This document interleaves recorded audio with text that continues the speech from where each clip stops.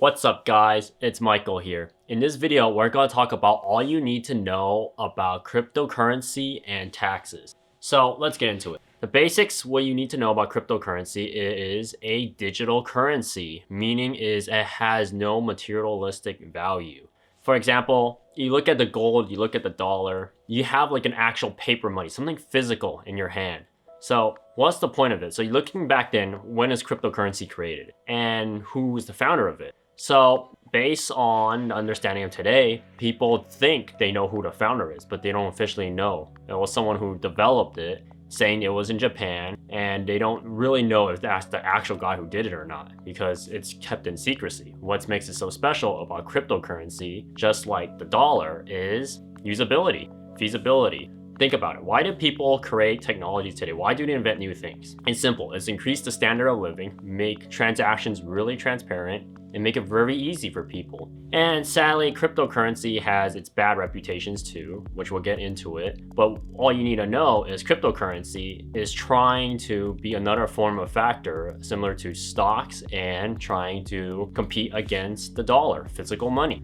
So physical money, you must be asking, it's like, you have credit cards. Why do you need something like cryptocurrency? But credit cards in hand, you have fees you have to pay, you have, governments tracking it.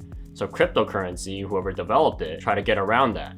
And basically why now it's becoming more popular, because people realize what the benefits of it, and more bigger companies are now seeing the advantages of cryptocurrency and now putting an advantage because it has no materialistic value. So what you can compare it to cryptocurrency is, if you ever play a game before, especially gacha games or games with like transactions, looking at like CSGO keys, is basically a digital currency. There's no like materialistic value. So what it is, they try to take that concept and put it into the real world, meaning they take anything in the game, which they have it as an idea, and make it usable in the real world where people can trade, like use it as a daily living material. That was their like initial goal. But in reality, it's harsh. It doesn't work that way. So we're gonna break it down, what you really need to know. So compared to cryptocurrency and physical money today, like the US dollar, Canadian dollars, rubles, pesos, European Union, their money's currency system, Japan, yen, and you look into it,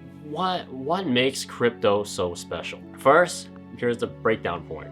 We're gonna look into the pros and cons of it. So first, the pros. So cryptocurrency, as you know, a lot of people say it cannot be tracked by the government. That's actually a half truth and a half lie. So you know what the truth is? By clicking down the subscribe button down below and the like button, so I can create more content for you guys to see.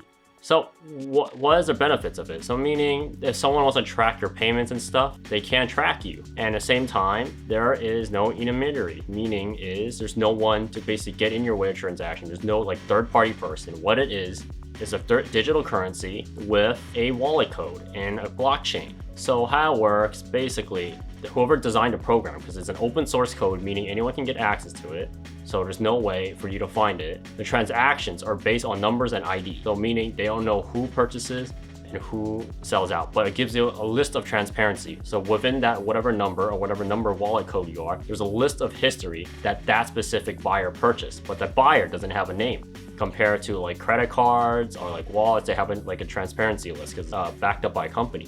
Cryptocurrency is mined by different bunch of computers. The different type of computers can range around the world. It does not have to be in one country. It can be in like China, it can be in Japan, it can be in Russia, Europe, Africa, United States, Canada, anywhere. So when it crosses through international waters and borders, there's no way for one government to track it all unless they all work together, which, the possibility of that happening is like close to none. So that's a great part. And another good part is like what people design cryptocurrency for is to make it really easy to transfer money from one nation to another. So meaning fees. Fees itself, as you know, if you wire money from one bank account to another, they charge you fees, okay? Sometimes the fees can be really little, sometimes the fees can be ridiculously high. But in cryptocurrency, their goal is to eliminate that. So it's either very low fees, usually the really low fees are just basically nothing, just maintaining a website and operating costs. And sometimes they have no fees for you to transfer cryptocurrency in one place to another. So another good part about cryptocurrency is it's a relatively new market, meaning people in this current generation or who are getting into it, the blockchain system and the cryptocurrency system, have a really great chance to invest in it because this is a brand new topic and it's getting really hot. And before, back when it first released back in 2009, it wasn't really that mainstream. They found people see it as more like kind of a scummy place where a lot of illegal transactions are taking place. But now, since it's gaining transparency and more companies are seeing the value of cryptocurrency, they're more now trying to take it in as payment. When that happens, the value of cryptocurrency is going to skyrocket. So look into the other pros of cryptocurrency. International trading, as I mentioned. In international trading, when you trade from, like, let's say United States dollars to like European dollars, right? Or whatever money they call it, or you change it to yen. So if they change that to euros or to yen, there's a fee in each transaction. And at the same time, when $1 in one currency is stronger than the other one, you have a gap. Cryptocurrency is supposed to bridge that gap and make all money equal. And how does it work? It's basically they open up ATMs, because you think about it, cryptocurrency is a digital currency. You don't have any physical material until they release a system which has been approved by multiple governments that are able to withdraw cryptocurrency into real life money. So when that happened, now finally, currencies around the world now actually have a challenge, someone to compete against them. So at the same time, those are like all the pros of how digital currency works, because digital currency, let's face it, it's going to grow. I mean, it's a relatively new market. It's really unregulated. And since basically there's full transparency and at the same time, a lot of privacy onto it, and there's no third-party transactions. At the same time, when you trade cryptocurrency, basically the pros of it, most of the responsibility relies on the user. That can go both ways. That's a negative and a positive. So all the responsibility goes to the user who's using the cryptocurrency, creating accounts and stuff. At the same time, there's no irreversible transaction fees. So basically, someone buys a product. If you buy a product cryptocurrency, you cannot reverse a transaction. Meaning is, if you buy that product and that person tries to scam you by reversing it, you can't basically reverse it, because cryptocurrency, it's a one done deal. It's basically a number sent to another computer, and that computer will be monitoring it, and there's no way for you to reverse that transaction. That's another pro of it. Now, since you understand the basics of cryptocurrency, we're gonna look into the cons.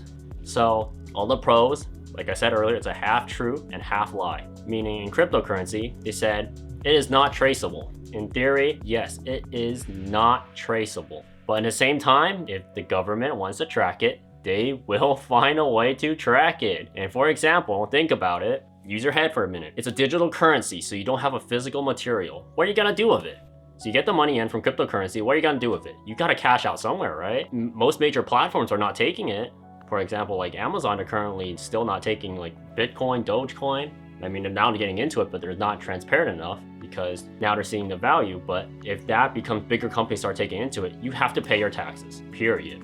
Instead of avoiding the tax system, just play with it. Meaning, look at the law, just follow the rules, stay within the boundaries of the rules, and at the same time use it to your own advantage. A lot of people think, and who live in America specifically, think American taxes are really expensive or really high. Just open your eyes. Just do some research. Look up other taxes around other first world nations around the world. America has one of the best competitive taxes for investment around the world, including basic income taxes, property taxes.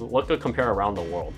Like Canada, Europe, basically China and Japan. Look at their taxes compared to the United States. If you think America's a lie, why don't you go to look in other places? It's a big difference. That's how we compete with each other in currency. So, looking at negative, it can be taxed. If they want to trace you, they can trace you.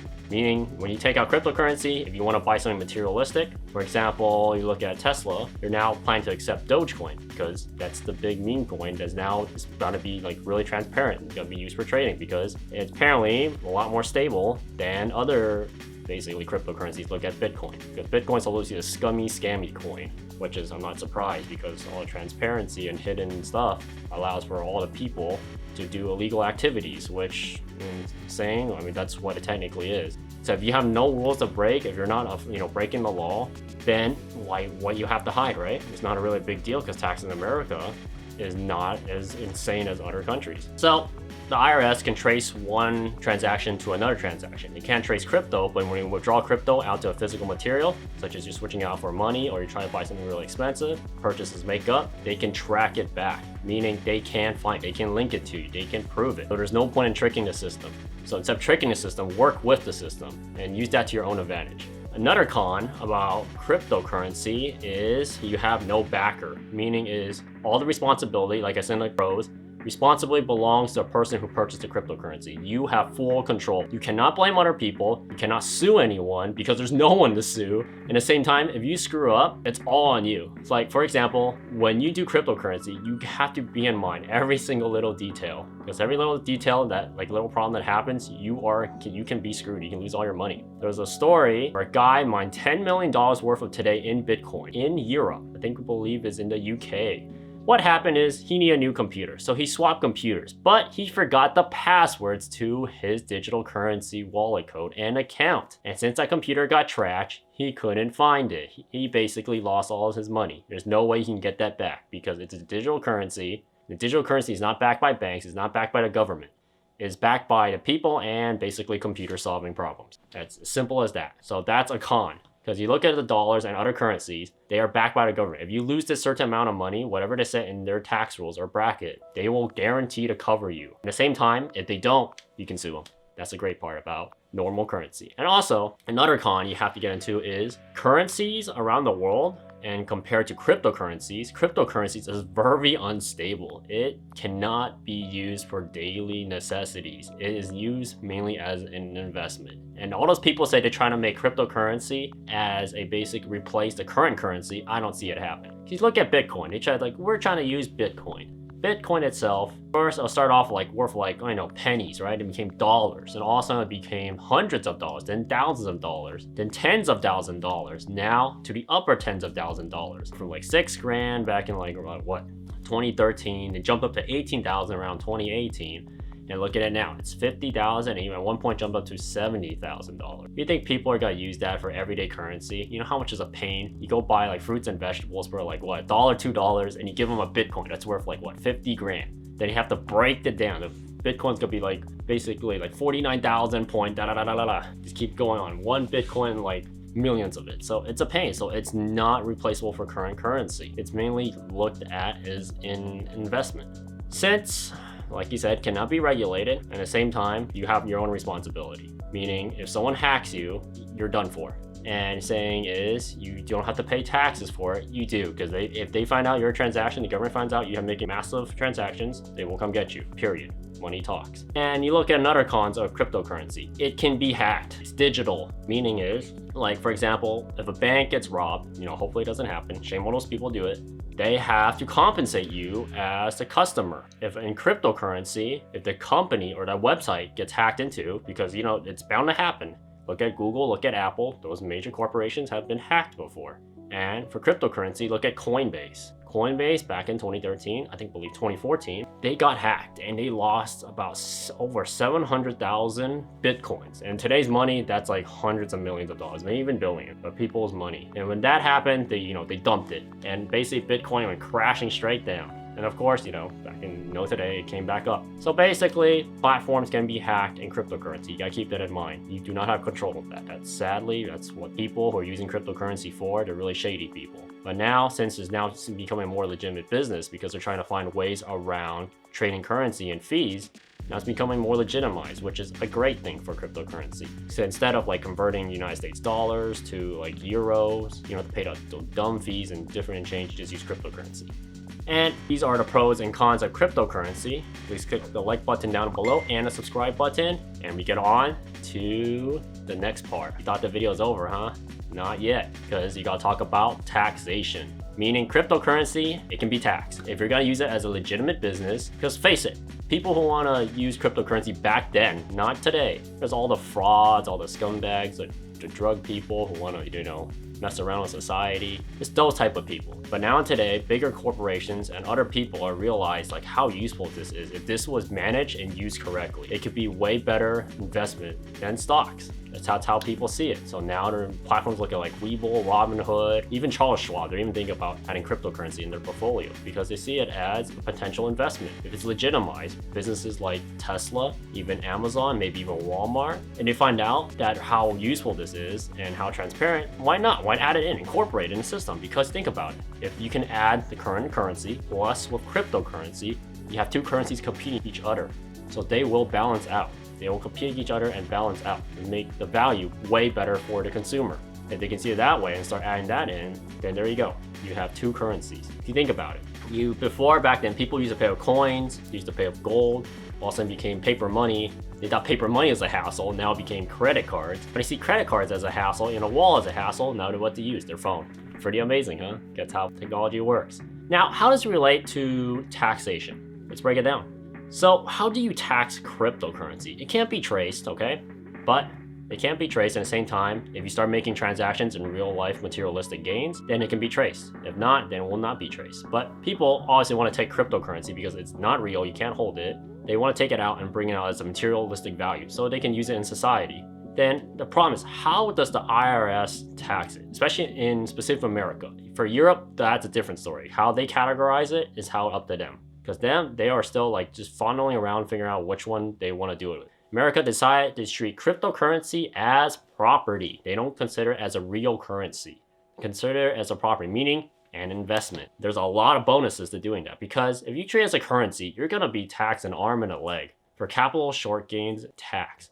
So when you treat it as property, think of it as your house. It's a property. Think of all the TVs, all the necessities, your car. It's part of your property. If you treat it as property, meaning it can be used as an investment. Here's the benefits. So if you have the government coming and basically monitoring it, people think it's a bad thing. Personally, for me, I see it's a great thing because now you can use it, basically legitimize it, and not be criminalized for using cryptocurrency, and don't use it for shady things. You can use it to make basically profit. And it helps out a lot of people too. And it has a lot of uses, cryptocurrency, because it's blockchain. So how do you tax it? First, it's considered as property, meaning investments. So if you watched my previous video before on capital gains taxes, basically between short term and long term, now cryptocurrency is now falling in that category as stocks and real estate investment. So meaning is you have to hold cryptocurrency. If you buy it within that time and you hold it for more than a year, it's considered capital long-term gains tax, meaning it's like stocks now. So treat cryptocurrency like stocks. That's how they want to do it. So if you buy it whatever specific date, hold it more than a year, then you make profit, you sell it, then you consider capital long-term gains tax. If you sell it less than a year from the initial day you purchased, let's say you bought like Dogecoin for 50 cents, it jumped up to, let's say 60 cents, and you want to sell it within the next couple of days. You sold it, that's considered capital gains short-term. You have to report it to the IRS. And on your 1099 W2, you have to report it because if you report it, then you don't have the IRS coming after you. Because if they come after you, it's going to be a big headache and hassle. Because most people now these days are using crypto, make it legitimized. They want to use it for their daily lives and just live comfortably. Let's say what they do in society, and you want to use it as an investment. Totally understandable, because if that's the case, it'll make cryptocurrency even more popular to the point now it'll be normalized. If it was normalized, it can compete against real day currency, and it'll help people. Especially people who love to travel. People who love to travel, you should support cryptocurrency because cryptocurrency will help you out a lot in the future. We're getting through loopholes from currency transaction to transaction. It'll cut off a lot of costs and will help basically the consumer. And how they tax it, as I mentioned, property, they break it in within chunks and use an investment. Cryptocurrency cannot be used as an actual currency because it's way too volatile. Look at Dogecoin. Dogecoin itself, before it's worth like basically less than a penny, then went up, up, up, up, and up. Went from 10 cents, 30 cents, and all suddenly 50 cents. And now they're trying to drive it up straight to the moon to $1. And at the same time, you look at that, don't you see stocks like that? Isn't one common occurrence between cryptocurrency and stocks? They're very similar. And the only difference is one has an actual materialistic value and one is pure digital, backed by the people basically believing in it. And the transparency and how hidden it can be. So if you want to make it cryptocurrency legitimized and use it for your daily uses, you can actually use it to pay other employees. So another loophole is if you have an employee coming in, they don't have like a social security, then maybe could be a legal immigrant, as it happens, it's America. If you want to pay them, but you cannot pay them in dollars, then what do you do? Cryptocurrency. And you have to file in your tax return. You file in your tax return, then next thing you know, you're legitimized. And here's another one. I can't say this on YouTube. Let's call it flower pot. They call it pot coin. Think of a flower pot and just, kind of remove the flower and put a pot and put a coin next to it. So look at all the states who sell, plants inside a pot. They can't, cash out the money in a bank because the bank doesn't legitimize it. So what do they do? If the government doesn't legitimize that type of transaction in recreational use, what can you do? Simple, cryptocurrency. That's why the invention of the flower inside pot with a pot right next to a coin, they call it pot coin, is now used. It's used and they can take that coin and trade it to basically actual physical value. Meaning you're traded to like Bitcoin or maybe traded to like Dogecoin and withdraw it. Take that cryptocurrency and withdraw it on like an ATM or draw it on basically stock trading platforms that you can, then it becomes legitimized. It can be moved to the bank. When you can move that to the bank, you have materialistic value. So that's a great part about cryptocurrency. And that is all you need to know. Please click the subscribe button and the like button, and I'll see you next time on my channel. Peace.